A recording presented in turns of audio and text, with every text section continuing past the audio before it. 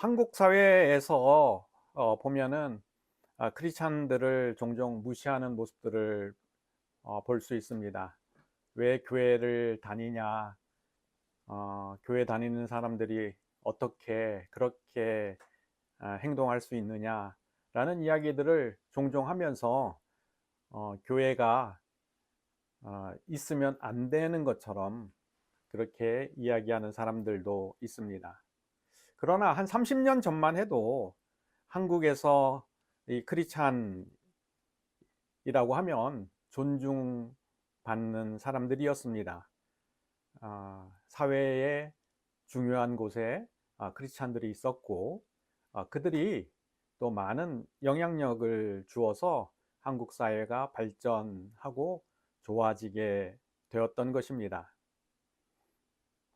이렇게 사회에 영향력을 주었던 크리스찬들이 어느새 사회에 영향을 받는 크리스찬이 되어가고 있습니다.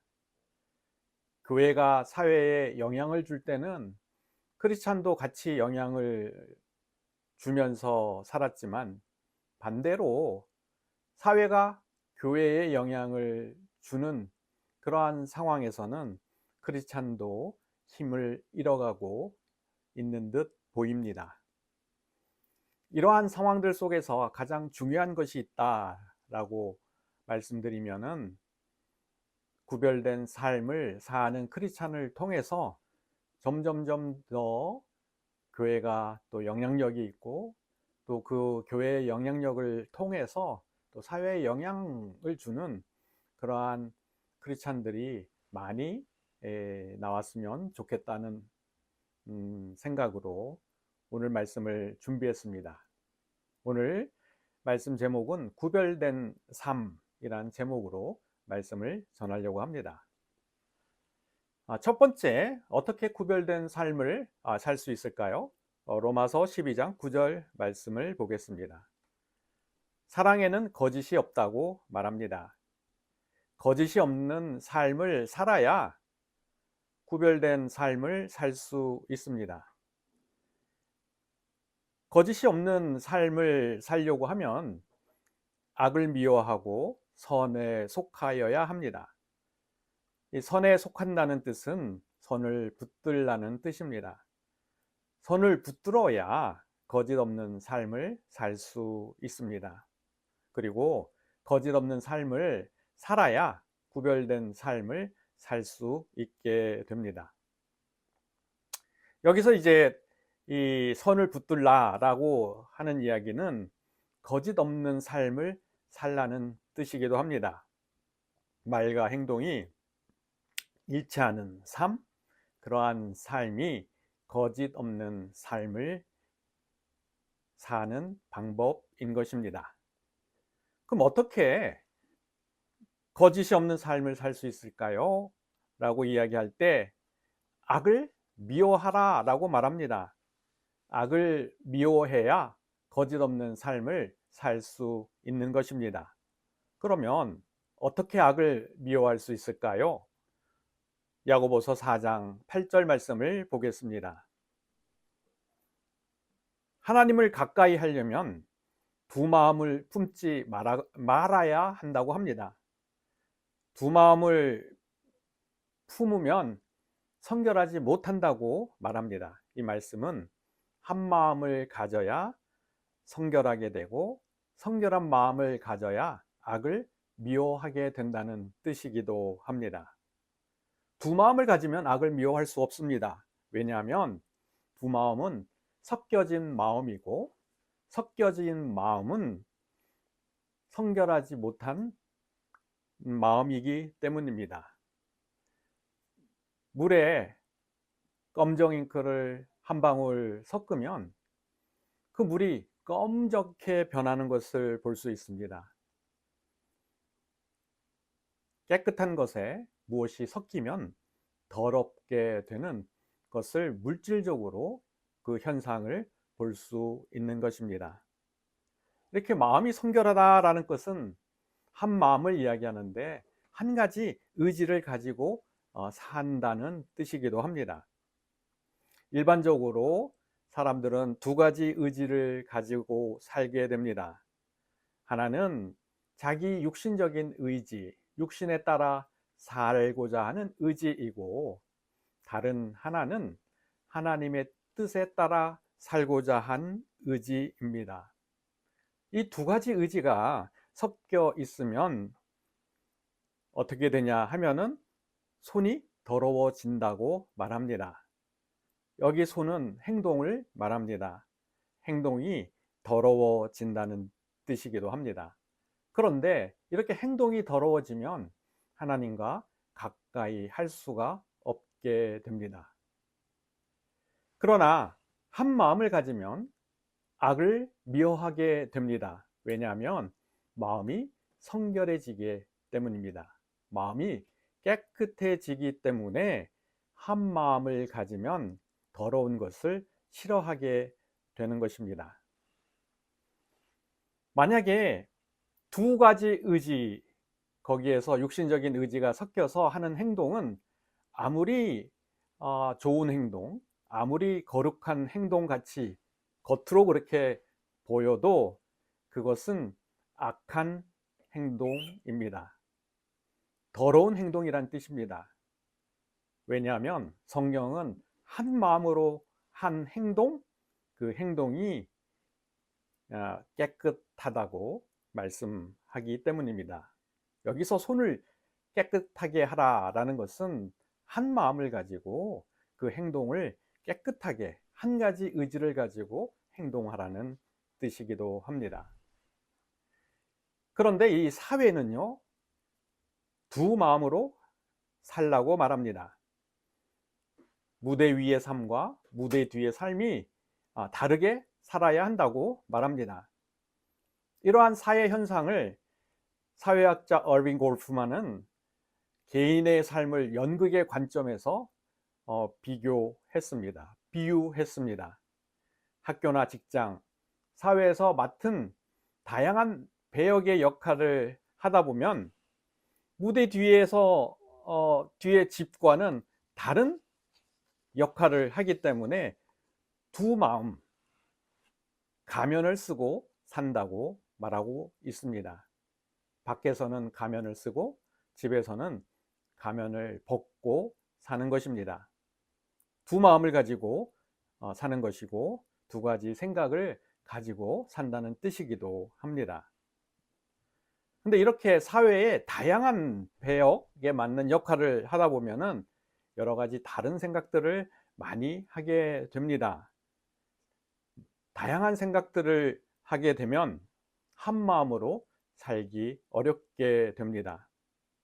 하나님을 향한 한 가지 의지로 한 마음으로 살지 못하고 사회의 요구에 따라서 여러 가지 역할을 감당하고자 하는 그러한 마음으로 살게 되는 것입니다. 두 마음을 갖게 됩니다. 예수님을 믿어도 세상과 벗하면서 살게 됩니다. 예수님을 믿어도 자기 욕심을 채우려고 삶을 살게 됩니다. 이렇게 두 마음을 가지면 두 개의 의지가 있고 항상 자기 중심적으로 자기가 원하는 방향으로 살려는 의지가 하나님의 뜻을 따라 살려고 하는 의지를 이기게 됩니다. 결국은 악을 가까이 하게 되고 선을 붙들지 못하게 되는 것입니다. 이 한 마음을 가져야 거짓 없는 삶을 살 수 있습니다. 어떻게 한 마음을 가질 수 있을까요? 옛자아에 속지 말아야 합니다. 옛자아는 우리가 구원받기 전에, 그리스도를 영접하기 전에의 감정과 생각에 따라서 사는 자아를 말합니다. 예수님을 믿기 전에 여러 가지 다른 사람들과 관계에서 받았던 상처들, 그 상처들을 통해 그 생겼던 감정들을 통해서 자기 자신을 바라보기 때문에 옛자아라고 합니다. 이 옛자아가 있으면 한 마음으로 살지 못하게 됩니다. 왜냐하면 옛자아는 하나님을 향해서 소망을 가지고 미래를 향해서 바라보는 우리 하나님의 자녀의 자, 참 자를 가리기 때문입니다.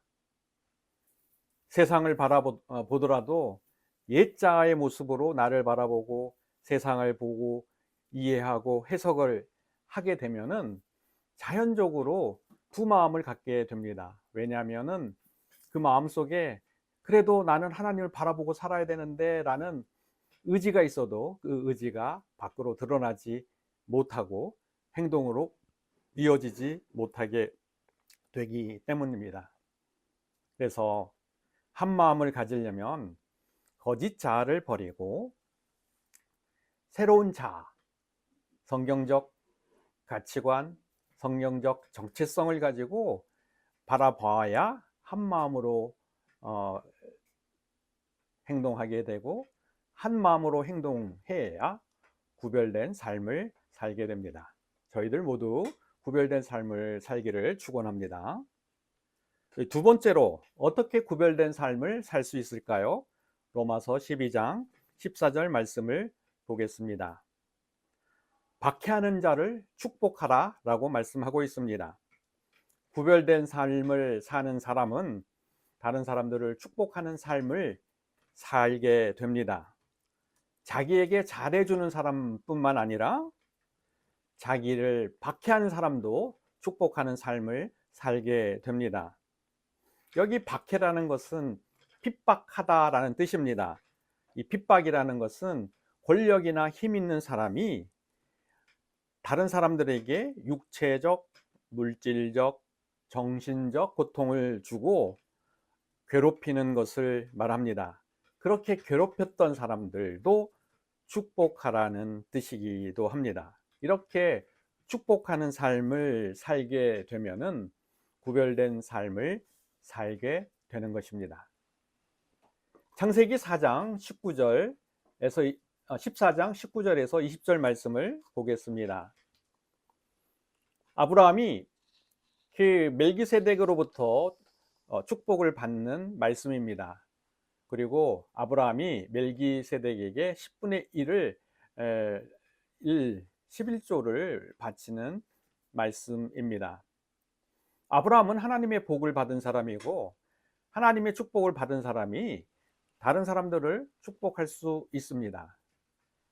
이 축복받은 아브라함을 축복하는 멜기세덱은 더 큰 축복을 받은 사람인 것을 알 수 있습니다. 아브라함은 이 세상의 왕들을 축복하는 사람이었습니다. 아비멜렉 왕을 축복해서 그 아비멜렉과 그 아내 여종들이 그 자녀를 낳지 못했는데 아브라함이 기도함으로써 자녀를 출산하는 길을 하나님이 여셨습니다. 이렇게 아브라함은 세상 왕을 축복하는 사람인데 이 아브라함을 또 축복하는 분이 멜기세덱이라고 말하고 있습니다. 그럼 이 멜기세덱은 누구인가? 창세기 14장 18절 말씀을 보겠습니다. 멜기세덱은 지극히 높으신 하나님의 제사장이라고 말하고 있습니다.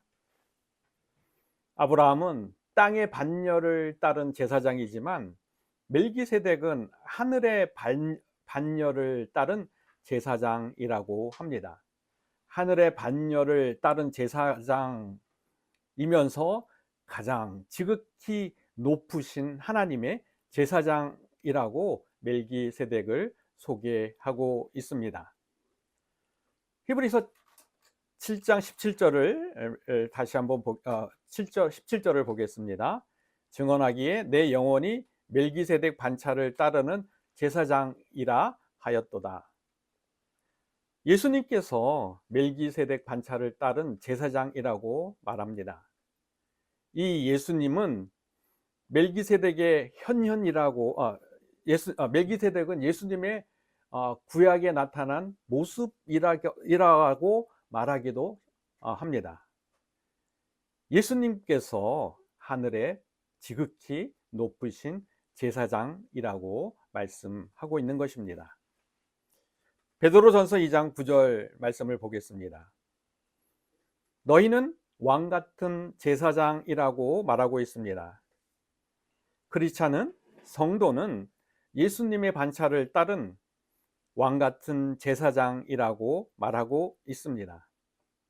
하늘의 제사장이라고 말하고 있는 것입니다.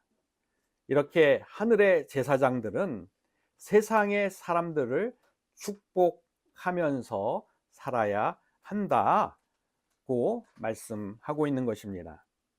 나를 사랑하는 사람도 축복하지만 나를 핍박하고 저주하는 사람도 축복하는 삶을 살아야 합니다. 이렇게 나를 사랑하는 사람을 축복하기 쉽지만 나를 핍박하거나 미워하고 저주하는 사람들을 축복하기는 어렵습니다. 어떻게 나를 핍박하고 미워하고 저주하는 사람들을 축복할 수 있을까요? 로마서 12장 15절 말씀을 보겠습니다. 즐거워하는 자들과 함께 즐거워하고 우는 자와 함께 울라고 말하고 있습니다. 함께 기뻐하고 함께 울 수 있는 공동체가 있어야 핍박하는 사람, 미워하는 사람, 저주하는 사람들, 여러 사람 등등 나를 해하는 사람들을 축복할 수 있는 것입니다. 함께 사랑하는 공동체에 내가 속하여야 나를 해한 사람들도 축복할 수 있습니다. 나를 핍박하는 자를 축복하면서 또 저주하는 사람, 또 미워하는 사람들을 축복하면서 살려면 함께 즐거워하고 우는 공동체 안에 내가 속하여야 하는 것입니다. 이렇게 함께하는 공동체, 함께 사랑하는 공동체에 속하면은 핍박하는 사람도 축복하면서 살게 됩니다. 이렇게 함께 있는 공동체, 함께 사랑하는 공동체에 속하면 나를 핍박하는 사람도 축복할 수 있는 이유가 무엇일까요? 이 마태복음 18장 20절 말씀을 보겠습니다. 두세 사람 내 이름으로 모인 곳에 나도 그들 중에 있다고 말씀하고 있습니다. 함께 즐거워하고 함께 우는 공동체, 함께 사랑하는 공동체에 속해서 내가 그리스도 이름을 부르면 그 가운데 예수님이 계시다고 말씀하시는 것입니다. 예수님이 계시기 때문에 함께하는 공동체는 예수님의 사랑이 넘치고 흘러나게 됩니다. 예수님의 사랑이 넘쳐서 흘러나가기 때문에 핍박하는 사람들을 축복할 수 있게 되는 것입니다. 예수님의 사랑이 나를 핍박하기 때문에 증오하고 미워하고 또 이 괴로웠던 그 아픈 마음들을 예수님의 사랑으로 덮어지기 때문에 핍박하는 사람을 축복하게 됩니다. 이렇게 축복하는 삶을 살게 되면 구별된 삶을 살게 됩니다. 세 번째로 마지막입니다. 어떻게 구별된 삶을 살 수 있을까요? 로마서 12장 21절 말씀을 보겠습니다. 악에서 지지 말고 선으로 악을 이기라고 말씀하고 있습니다. 선으로 악을 이겨야 구별된 삶을 살 수 있습니다. 여기서 악에서 지지 말고 또 악을 이기라는 그 두 가지 단어의 뜻은 공통적으로 정복하라는 뜻입니다. 다시 말하면 악을 정복하고 선으로 악을 정복하라는 말씀입니다. 어떻게 그러면 악을 정복할 수 있을까요? 로마서 12장 20절 말씀을 보겠습니다. 내 원수가 줄이거든 먹이고 목마르거든 마시게 하라. 원수에게 떡 하나 더 줌으로써 선으로 악을 정복하게 됩니다. 원수에게 잘해줌으로써 악을 정복하게 된다는 뜻입니다. 우리 옛 속담에 미운 놈 떡 하나 더 준다는 속담이 있습니다. 미운 사람일수록 나쁜 감정이 쌓이지 않게 잘 대해주라는 뜻이기도 합니다. 원수가 악한 감정을 자꾸 쌓게 되면 원수의 악한 감정이 내게 전해져서 나도 악해진다는 뜻이기도 합니다.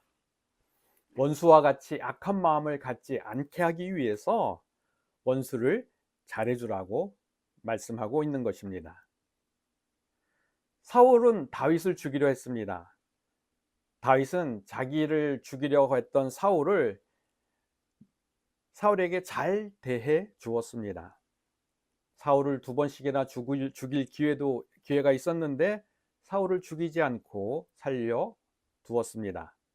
선으로 악을 정복했습니다. 이 다윗은 어떻게 선으로 악을 정복할 수 있었을까요? 시편 109편 5절에서 6절 말씀을 보겠습니다. 그들이 악으로 나의 선을 갚았으며 미워함으로 나의 사랑을 갚았도다 라고 말씀하고 있습니다. 그런 사람들은 악인이 그를 다스리게 하고 사탄이 그 오른쪽에 서게 해달라고 이 다윗은 하나님께 기도하고 있습니다. 다윗은 자기를 죽이려고 했던 사울에 향해서 저주의 기도를 하나님께 하였던 것입니다. 저주의 기도를, 마음의 원통함을 하나님께 기도함으로써 다윗은 선으로 악을 이길 수 있었습니다. 핍박하는 사람을, 저주하는 사람을 하나님께 저주하는 기도를 드렸지만 막상 핍박하는 저주하는 사울을 만났을 때는 다윗은 사울을 잘 대해 주었던 것입니다. 기도로 마음에 있는 원통함, 악한 감정, 미운 감정들을 다 하나님께 쏟아내고 난 다음에 선으로 악을 정복하게 된다는 뜻이기도 합니다.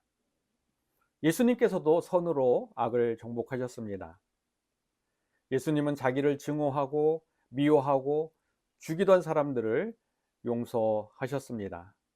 십자가 위에서 예수님을 조롱하던 사람들을 위하여 기도하였습니다. 사탄이 전력으로 예수님을 무너뜨리고 죽이려고 했지만 예수님은 어떠한 힘도 군대도 동원하지 않으셨습니다. 하나님께 자신을 맡겼습니다. 선으로 사탄을 이기신 것입니다. 사탄의 힘을 이용해서 그 사탄은 자기 힘 때문에 넘어지고 죽게 되었던 것입니다. 사탄이 전력을 다해서 예수님을 죽이려고 했지만 하나님 아버지께서는 사탄의 힘을 이용해서 사탄의 힘을 그대로 자기 자신을 향해서 죽이게 만들로써 선으로 악을 이기셨던 것입니다. 이렇게 선으로 악을 정복하라는 이유가 무엇입니까? 악에게 정복당하면 우리 마음이 지옥이 되기 때문입니다. 악에게 마음이 정복당해서 지옥 같은 세상에 살지 말고 선으로 악을 정복하여 천국과 같은 마음으로 세상에 살라는 주님의 은혜의 말씀인 것입니다. 이 말씀은 원수를 위한 말씀이 아니라 하나님의 자녀를 위한 말씀이기도 합니다. 시편 37편 8절에서 9절 말씀을 보겠습니다. 분을 그치고 노를 버리며 불평하지 말라. 오히려 악을 만들 뿐이라 라고 이야기하고 있습니다. 그리고 여호와께 소망하는 자들은 땅을 차지한다고 말하고 있습니다. 악에게 정복되지 않아야 땅을 차지하게 됩니다. 악에게 정복되지 않으려면 분노를 그치고 진노를 버리고 불평하지 말아야 합니다. 육신적인 기대가 이루어지지 않을 때 분노하게 됩니다. 내가 육신적으로 원하는 것이 이루어지지 않을 때 불평하게 됩니다. 이렇게 육신적으로 기대하는 것, 육신적으로 원하는 것 때문에 그것이 이루어지지 못하기 때문에 분노하거나 불평하지 않을 때 악을 정복하면서 살 수 있는 것입니다. 육신의 기대나 육신의 원함이 아니라 하나님께서 주신 소망으로 가지고 살 때에 우리가 땅을 차지하면서 이 땅에서 구별된 삶을 살 수 있게 됩니다. 선으로 악을 정복하면 어떻게 됩니까? 로마서 12장 19절 말씀을 보겠습니다. 내가 갚으리라 고 주께서 말씀하셨습니다. 선으로 악을 정복하면 하나님께서 원수를 반드시 갚아 주십니다. 크리스찬은 성도는 구별된 삶을 살아야 합니다. 이 구별된 삶을 살려면 거짓을 버려야 합니다. 이 구별된 삶을 살려면 축복하는 삶을 살아야 합니다. 이 구별된 삶을 살려면 선으로 악을 이기는 삶을 살아야 합니다. 우리 모두 구별된 삶을 살면서 하나님이 주시는 땅을 차지하고 다스리면서 이 땅에서 사는 푸른 초장 교회 성도가 되기를 축복합니다.